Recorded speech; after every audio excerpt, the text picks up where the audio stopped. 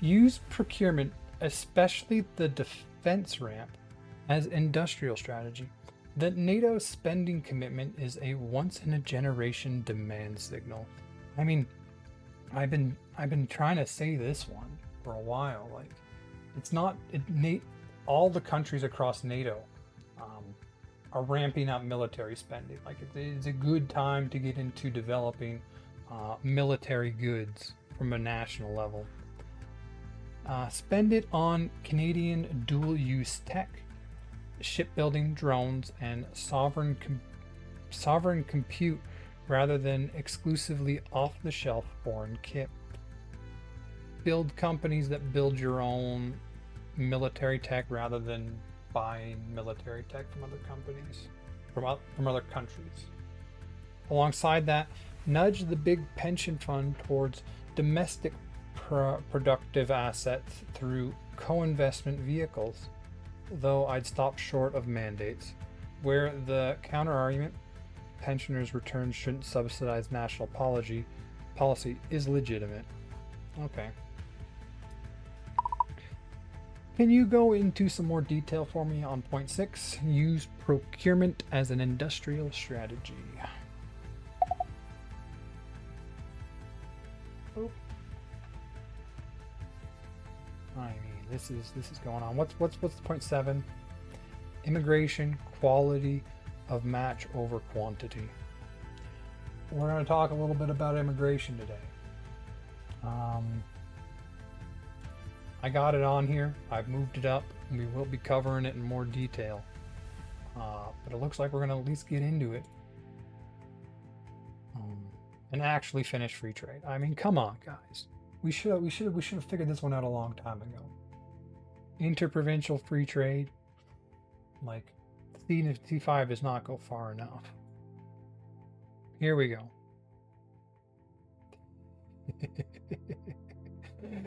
Oh, let's go. This, I started a new one, right? Yeah, we're good. This one is about noticing that Canadian state. Okay. This one is about noticing that the Canadian state is quietly one of the largest customers in the economy, and that it has historically spent that money as a pure purchaser, optimizing each transaction rather than as a strategic actor shaping what industries exist here. The opportunity in front of this government is unusually large because of one number: the NATO commitment trajectory toward 2%, and now the alliance push towards 5%. 3.5% core defense plus 1.5% defense adjacent infrastructure means Canadian defense spending is set to roughly double or more over a decade. Tens of billions of new annual demand. That money gets spent either way. The strategic question is whether it builds Canadian industrial capacity or becomes a wire transfer to foreign primes. The theory: demand push beats supply. Oh gosh, I got that. Oh. The theory: demand pull beats supply push. Canada's default innovation policy is supply push. Subsidized inputs, SR and ED, we learned about that earlier, grants and superclusters, and hope companies emerge. The record, as covered in point 3, is R&D spending without commensurate output. Procurement is the demand pull complement, and the historic evidence for it is much stronger than most people realize. The reason the US dominates aerospace, semiconductors, GPS, the internet, and now increasingly space launch is not primarily American subsidies. It's that the Pentagon and NASA were the first patient, price insensitive customers for those technologies when no commercial market existed. Oh, like So it's basically saying the US leads in aerospace because the American money spent consistently on aerospace. And because they spent consistently on aerospace, a private market was able to develop to serve that consistent spending. And now um, there's private spending there too, getting stuff into space. But it happened, and U.S. is the biggest leader because the U.S. government was a consistent spender in that area, and that's happened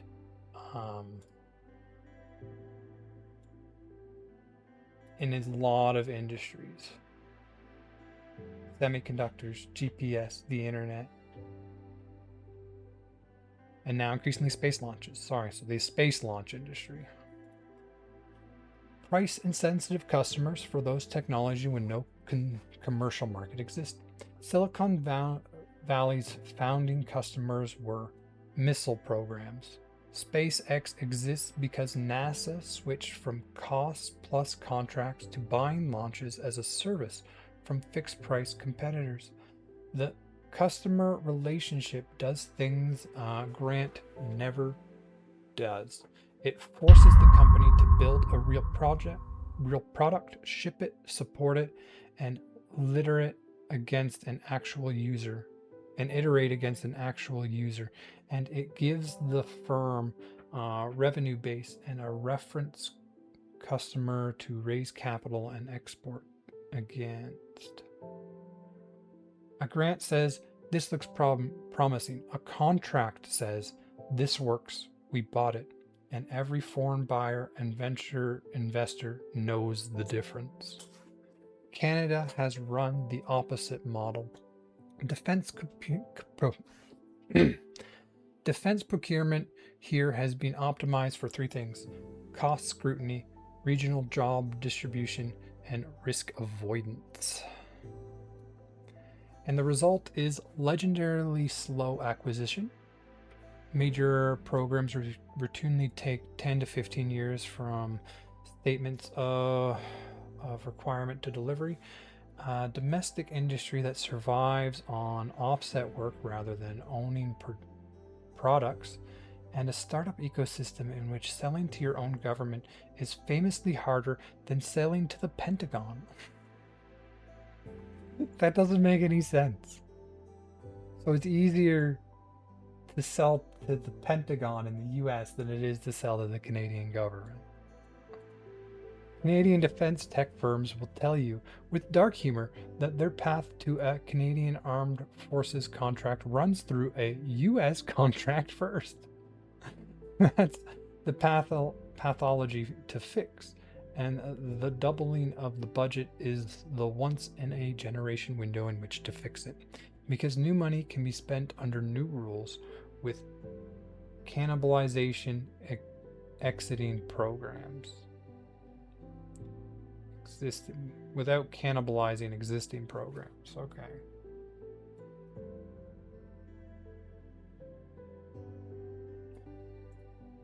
What to actually buy? Canadian. Picking lanes honestly.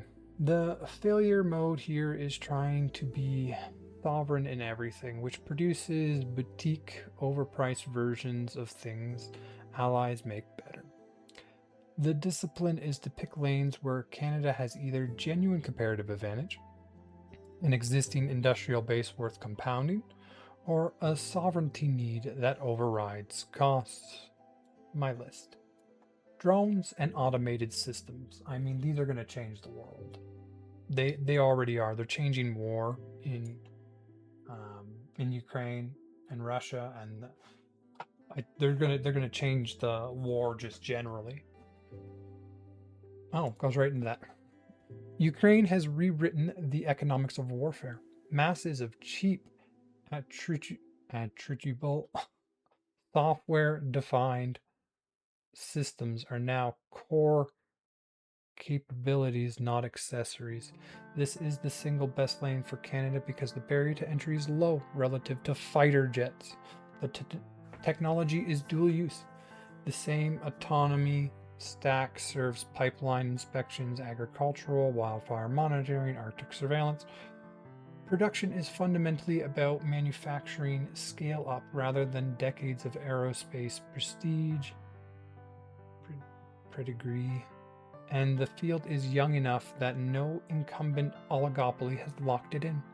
The procurement model that works, proven by Ukraine and being copied by the US Defense Innovation Unit, is buying continuously in volume from many competing suppliers with rapid iteration rather than one extensive 10-year program. Canada should stand up a standing drone procurement pipeline, annual buys, published requirements, fixed price competition open to firms without prior defense contracts, and a pathway from prototype purchase to volume order measured in months. Arctic surveillance and sovereignty tech. Nobody else will build for our geography as a priority. Over the horizon radar, underwater sensing for the Northwest Passage, satellite constellations for Arctic coverage, cold weather autonomous systems. Canada has legitimate strengths. The RADARSAT, man, they're getting long. The acronyms. Lineage. The MAD's space robotics, a real remote sensing sector, and the customer need is permanent, structurally Canadian. This lane also plugs into NORAD modernization money, which is already committed.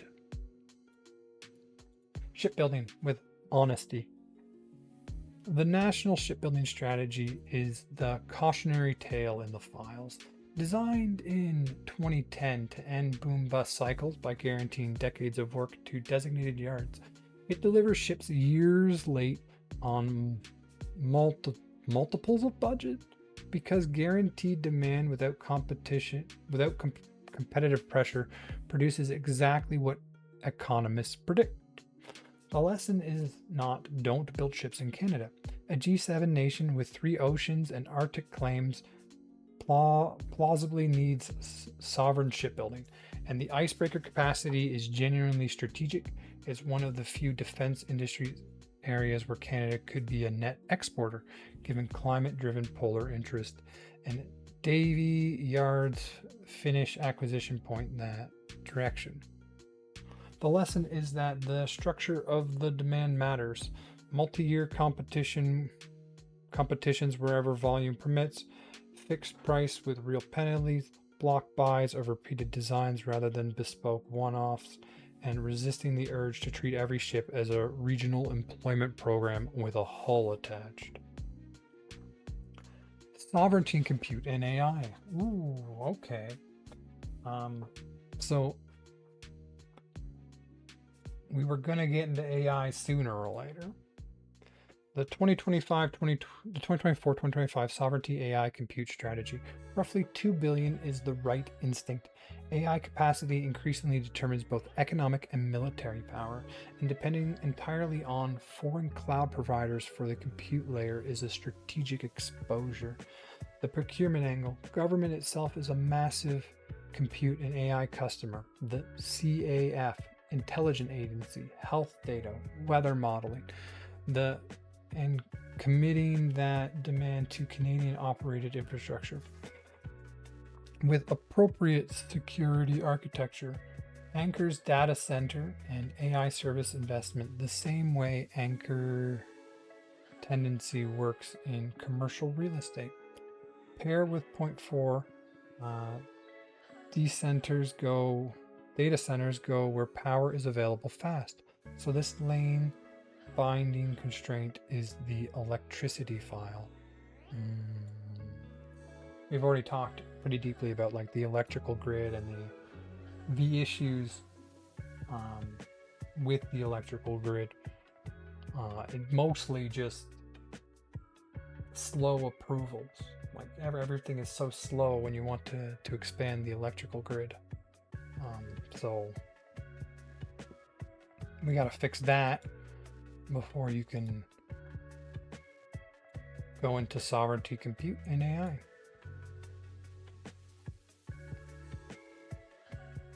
I think it's important to have compute in your own nation because I think it's going to be like an important resource, kind of like how oil is now. Compute will be an important resource and a geopolitical resource in the future, but it has to be done right.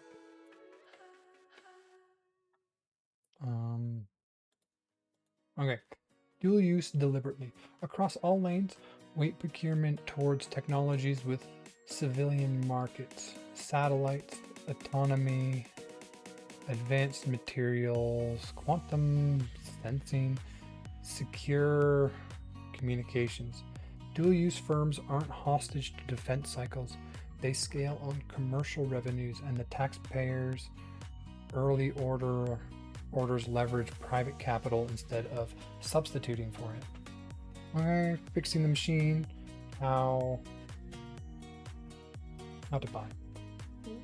Lane selection fails without procurement reforms because the current machinery cannot buy at the required speed. The specific fixes speed as the requirement. Point 4's logic applies to purchasing. Statutory shot clocks on procurement stages and delegation. Small and mid-sized buys stay under 50 to 100 million. Pushes down the program authorities without central agency escalation. The U.S. Other Transaction Authority model, which lets defense buyers contract outside the standard acquisition regulation for prototypes and follow-on production. In this template, Canada's 2025 creation of a dedicated defense procurement agency, the DPA, is the institutional vehicle, and the test of its seriousness is whether it gets genuine contracting authority or becomes another coordination layer. Buy outcomes, fixed price from competitors. The SpaceX lesson generalized. Wherever possible, specify the capacity, the capability. X hours of persistent Arctic surveillance over Area Y, not the artifact, and let firms compete on how. Cost plus contracting for genuinely novel development only. Makes sense? A real on-ramp for non-traditional firms. Standing solicitations, fast security clearances. Clearance timelines are notorious startup killers. A 2-year wait is a death sentence for a seed stage company. Prototypes contracts under 5 million awarded in weeks, and a bridge fund that carries successful prototypes to first production orders. The valley of death between demo and program of result is where most defense startups die in every country, and the countries fixing it, the US with the Office of Strategic Capital, and several European states post-Ukraine, are eating our lunch for talent.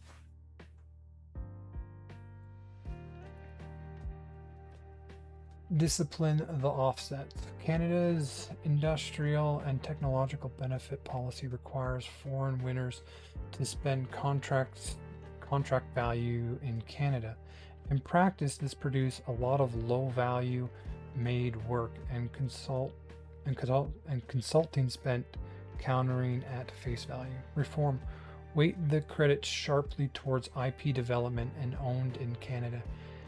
Equity investment in Canadian firms and export generated work, or where a foreign platform is simply the right buy, fighter jets, negotiate for substantive software and integration work performed here, which is where the decades-long value lives anyway. Okay, how much longer? Okay, we got 2 more. We'll power through these. The pension-funded piece.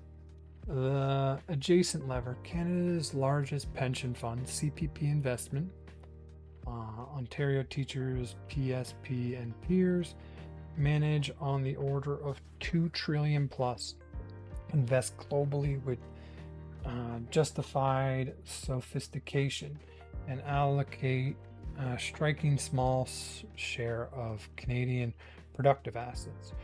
private Canadian companies, infrastructure, venture.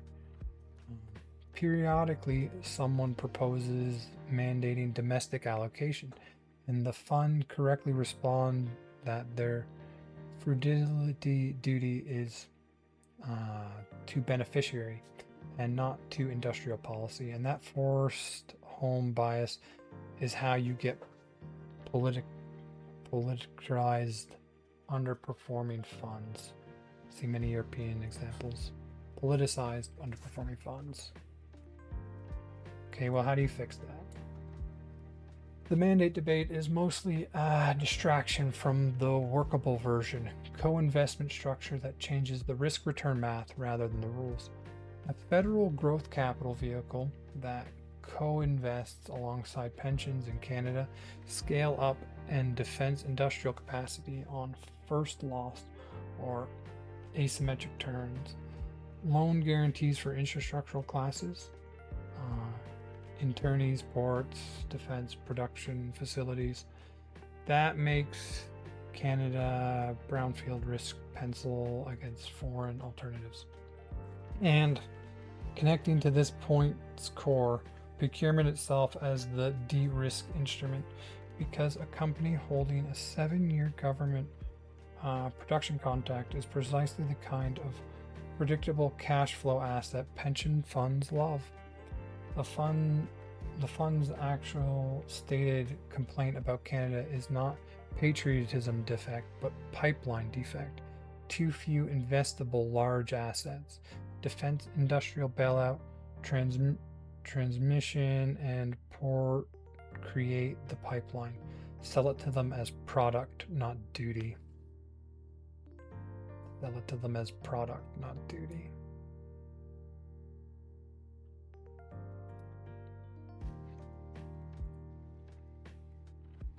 Okay, let's go through the honest caveat. 4. Because this file has sharp edges, first, the entire strategy lives or dies on resisting regional disruption politics. Every procurement dollar attracts ministers wanting it spent in their province, and the graveyard of Canadian industrial policy is full on capability decision making as employment decisions. The shipbuilding overruns are substantially this: the discipline required, award on merit, let winners cluster where they cluster, is politically unnatural. And I tell the Prime Minister plainly that a procurement strategy run through the regional benefit lens will produce the last 50 years at a larger budget. Like, defense companies tend to pool in one area because they work together, right? You end up with some kind of like what you see in the US, a defense like a whole defense industry. I forget what it's called now. Military industrial complex. But that's just natural. That's the defense industry collecting together because they're making like similar products, and so you work with other people in that industry. That's just kind of what happens. And the whole, oh, we want some money here for this, or you want some money there for that. You're splitting up the industry that works best together, and that's just you're gonna reproduce the last 50 years at a larger budget. Second, protectionism risks cut both ways. Buy Canadian in lane where we have no advantage means paying more for worse kit, which is a real cost to the armed forces whose lives depend on it. The lane discipline is the safeguard, and it will be under constant pressure to erode. Repeatedly, trade obligations through defense carve-out, generous national security exemptions, and alliance interoperability constraints how far pure domestic preference can go. The smarter posture in many lanes is positioning Canadian firms in allied supply chains. The US and Europe are both desperate for trusted national production capacity right now, rather than building a closed military market of 40 million people. Third, evaluation honestly. Industrial policy history says some of these bets fail, and the system must be able to kill failures. Sunset clauses, publish performance metrics, and a standing uh, external review with teeth. The difference between strategic procurement and pork is that pork is immortal. I mean, this one's important. Um, this is the whole thing, to be able to kill failures in the market, because people see this, like, if you kill a failure in the market, they see it as, oh, you're harming the market, but you're leaving space for something more productive to show up. And if you've set your policies right, something more productive will show up, something better will show up. Like, that's the whole point of the free market. Fourth, the absorption problem is real. Doubling defense spending is only useful if the department can actually contract and industry can actually deliver, and both are currently sized for the old budget. Expect the first years to underspend embarrassingly. The answer is building the DPA's capacity and the suppliers base ahead of the money, which argues for starting the reform now while the big appropriations are still ramping. The through line to hand to the Prime Minister. This is the one file where a fiscal obligation Canada has already accepted, the NATO ramp, can be converted into the industrial strategy Canada has never managed to fund on purpose. The money is committed. The only open question is whether it leaves behind companies, IP, and export industries, or just receipts. I'll be honest, there's some stuff in the middle here I don't really understand. I think I've been live for too long. What else? What else do we got? Immigration. I think I might cover that one in the next video. I'm at the stage where I'm just reading and not trying to understand anything that it says, which is not where you want to be. I can look into further immigration stuff then as well. And I also got to go back to number 1. Okay. Well, I'm going to be calling it here, I think. We went through quite a lot. I was not expecting it to be quite so dense when I asked my initial question of how do we grow our GDP. Let's go through a quick recap before I get off. Treat competition as a policy. Treat competition policy as supply side policy. Oh, this was the whole oligopoly stuff. Yeah, oligopolies are so bad. Make capital cheap and IP sticky. That's just reforms. That was all about making things faster to get through the government, and giving incentives for IP to stay in your country so you can capture the continued value of that. Makes speed itself deliverable. This one gets really into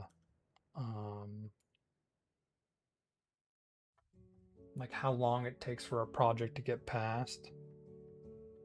Ooh, treat housing as a productivity file. As soon as you look at housing as an industry and a means to grow your GDP, and not just as an affordability case, you can actually do some amazing things there. And then this is the one we just did, use defense as a way to build industry, because you got to spend the money anyway. You might as well spend it to grow your own economy. Leave behind IP businesses. I think I said it right at the end really well. The through line to hand to the Prime Minister.